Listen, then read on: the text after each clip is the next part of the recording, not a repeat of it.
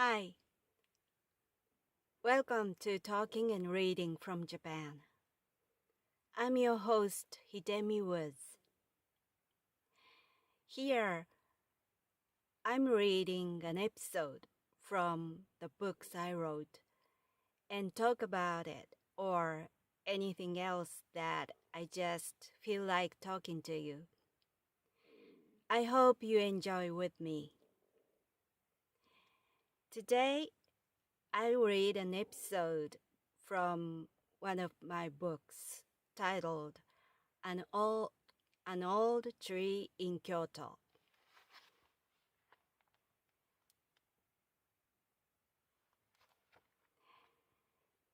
Today's episode is titled A Song for Celebration.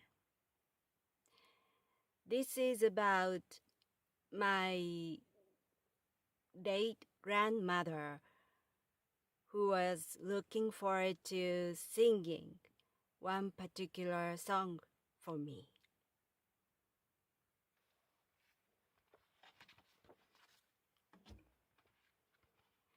A Song for Celebration. One day, when I visited my grandparents' house, my grandmother on my mother's side asked me to sing a song. I sang the then popular song with dancing in front of my grandparents and my parents. I was about 7 or 8 years old, and it was just casual singing. While everybody was laughing, my grandmother alone seemed very impressed. She seriously said to me, "You should become a singer when you grow up." And turning to my mother, she said, "You should make her a singer." Although my mother shrugged it off as rubbish, there was no joke in her suggestion. She herself loved singing. In her later years, she learned Japanese old traditional singing, which had a unique, slow melody on a Chinese old poem. She often told people around her, including me, that she wanted to be skilled at singing one particular song for celebration so that she could sing it at my wedding. Eventually, I became a singer, but she passed away without singing at my wedding because I still stay single.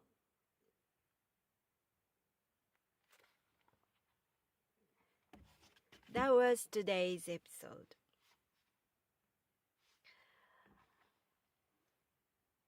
I wanted to be a singer. I had wanted to be a singer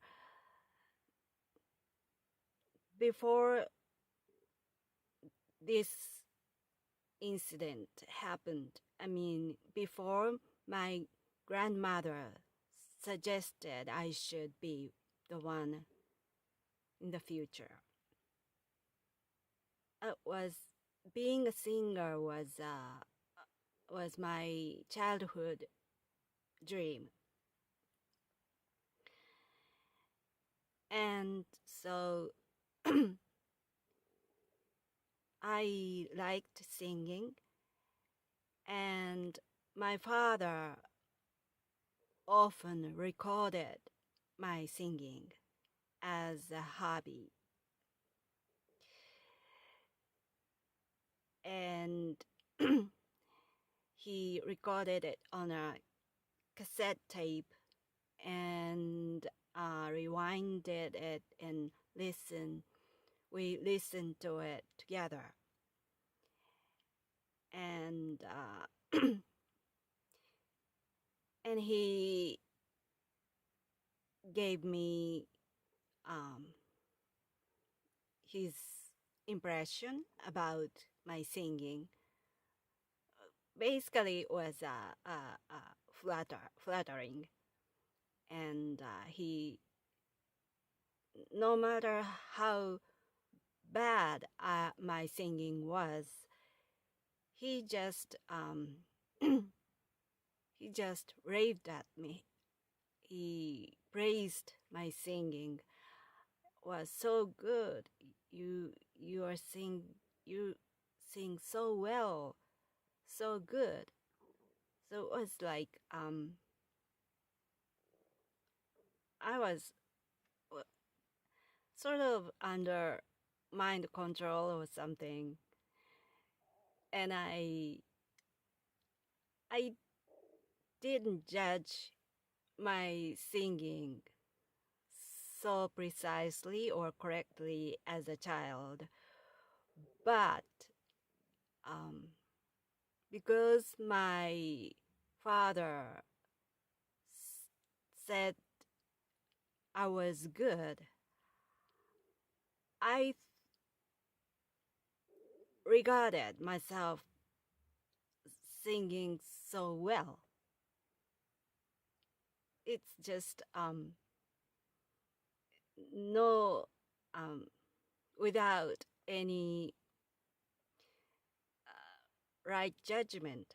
I just um, believed so because my father told me that I was good. And maybe from the start was a big misunderstanding, but I never doubted that I I could sing. Um,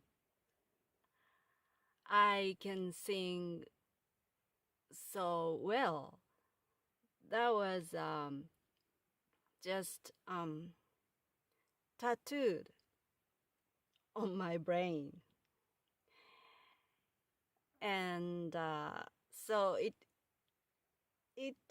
um worked. It has worked in me for so many years, and eventually I became a singer. But um, the the the beginning was like that. My father is um um my father's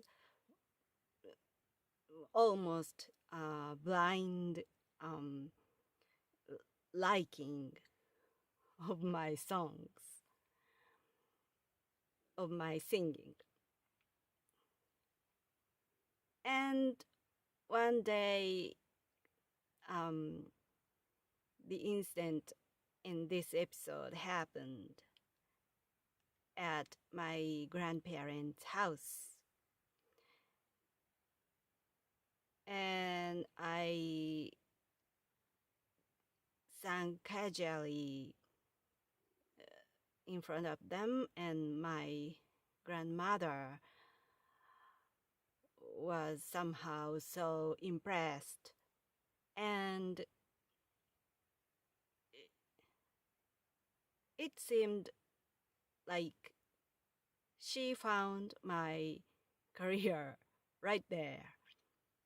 She, her impression was,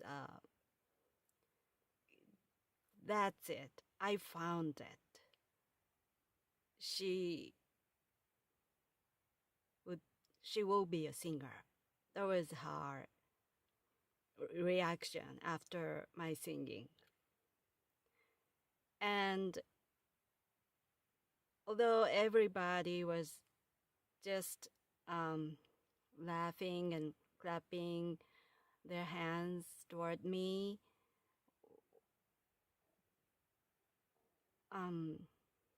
my grandmother was dead serious, and she just kept saying that I was going to be a singer someday.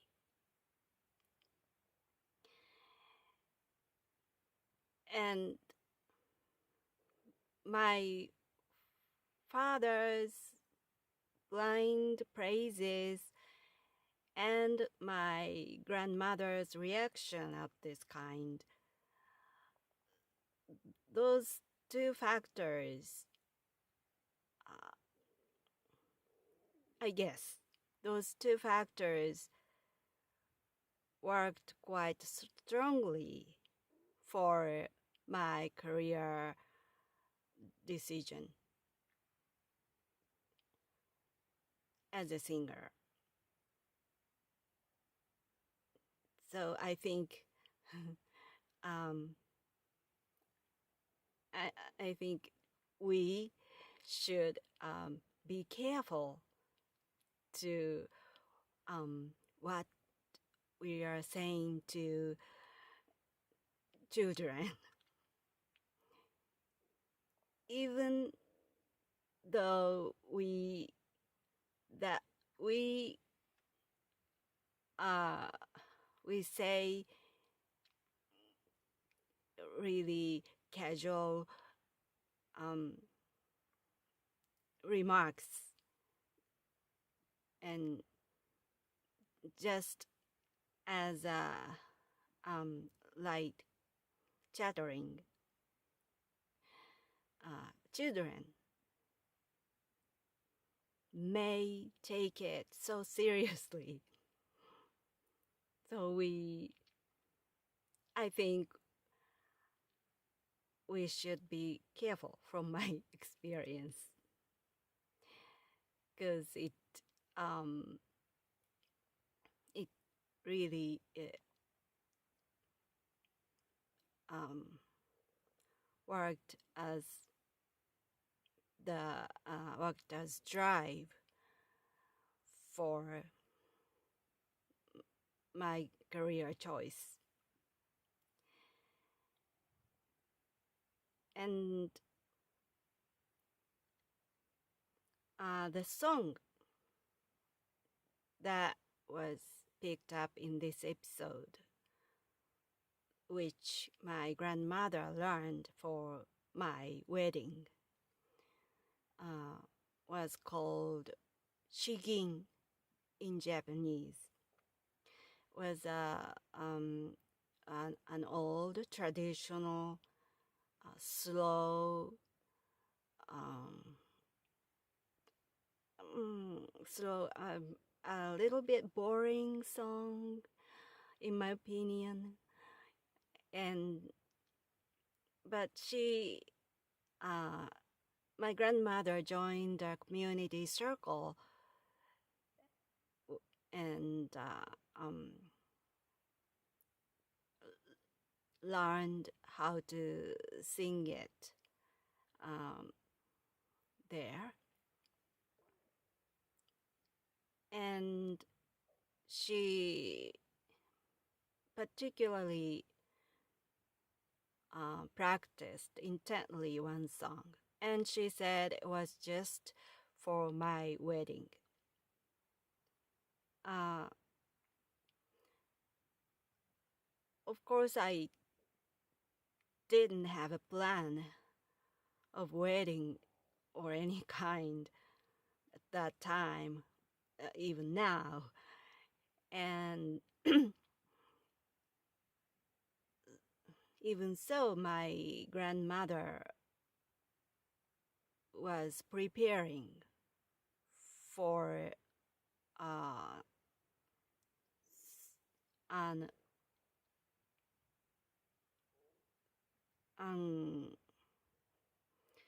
preparing for a wedding, which might or might not come in reality. But she believed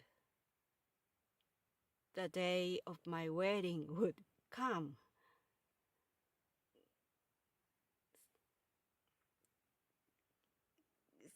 Someday. So she practiced it for such an uncertain future. And she almost every time I saw her, she declared to me she was ready. Her singing was got to be mature, and she was able to sing so well. So she said that she was ready. And how about me? Meaning, she wanted me to marry as soon as possible.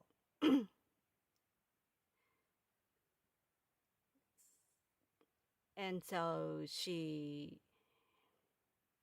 as by mentioning her readiness of singing that particular song,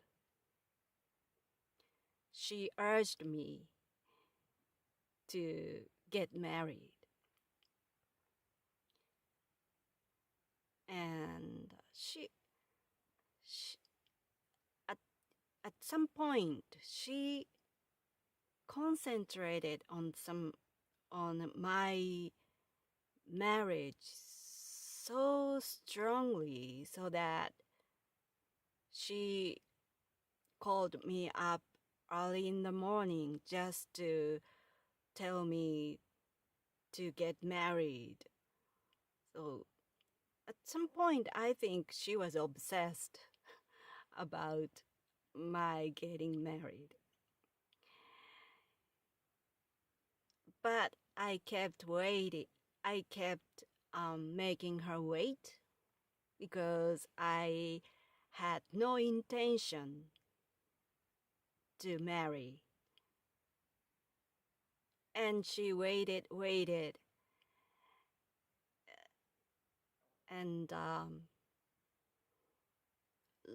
long years passed. And in her later years, not the last time I saw her, but close to the last time that I saw her, she still said to me, "I'm ready." And I had forgotten about it, about the song or anything. So, what? You're ready for what? I asked. And she said, "The song, your wedding song. I'm ready. I still got it. I still got it so nicely. So I still can sing." So even that time, she was waiting for me to marry. And she thought I was going to get married.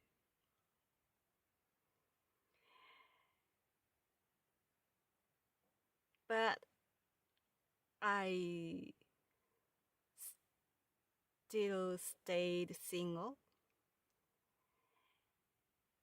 and I had been single until the day my grandmother passed away.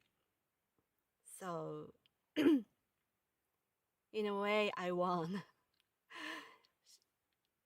I just made her wait until the end.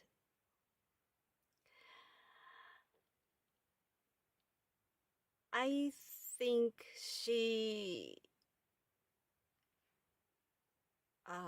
I don't know whether she slided the singing to other wedding, someone's wedding, like her relatives or someone else. But so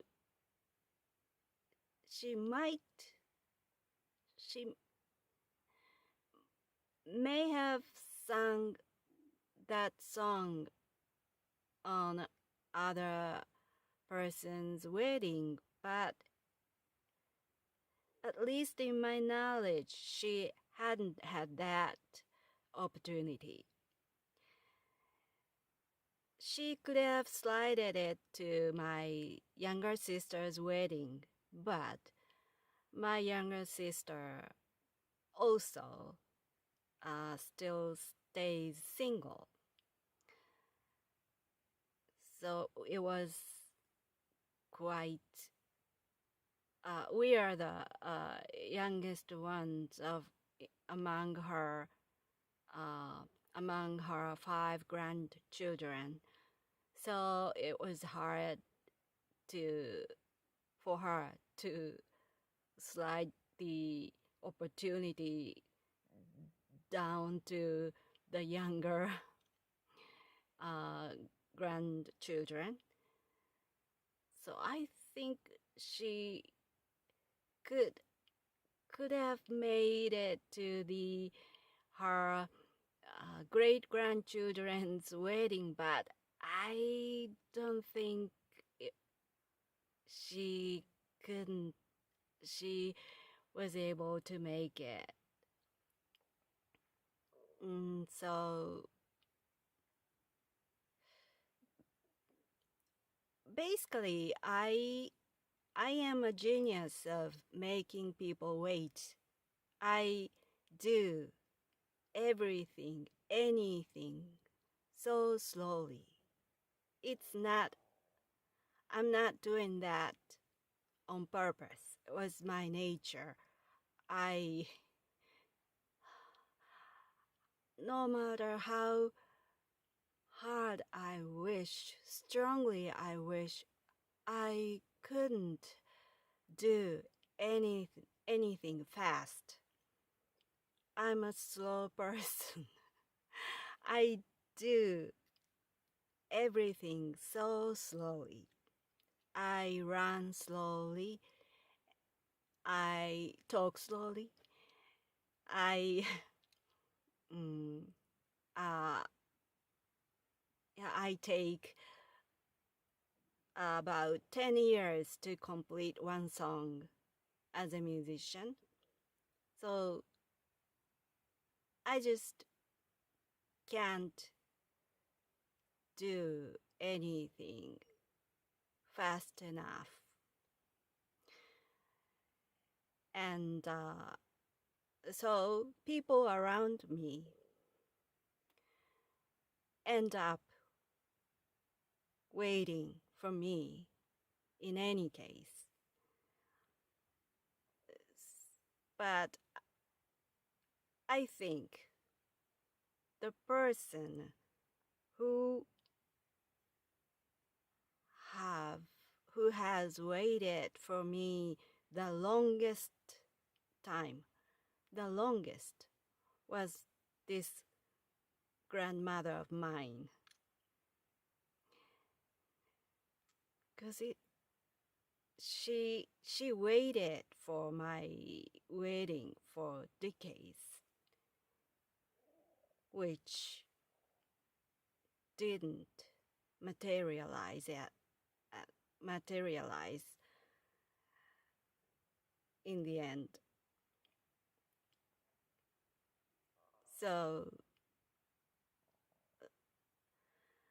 I feel sorry for my grandmother to keep her waiting for such a long time. But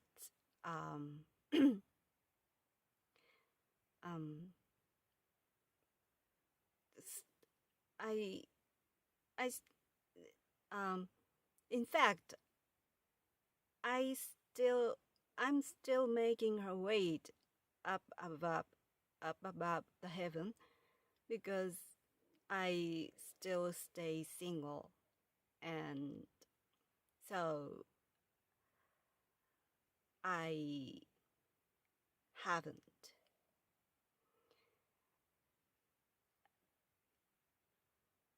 heard my grandmother singing that song for celebration. And the it's highly unlikely the day of my wedding finally arrives. It won't come forever. So I hope my grandmother find some other opportunity, some other event to sing that song for celebration somewhere else, for some other event. And I imagine that she may have sung it already in heaven for something. Something happened around me. Well, that's all for today. Thanks for listening. I'm Hidemi Woods.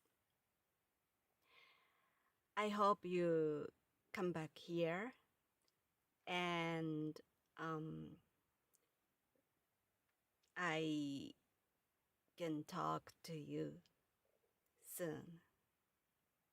Thanks again. Until next time, take care and be well.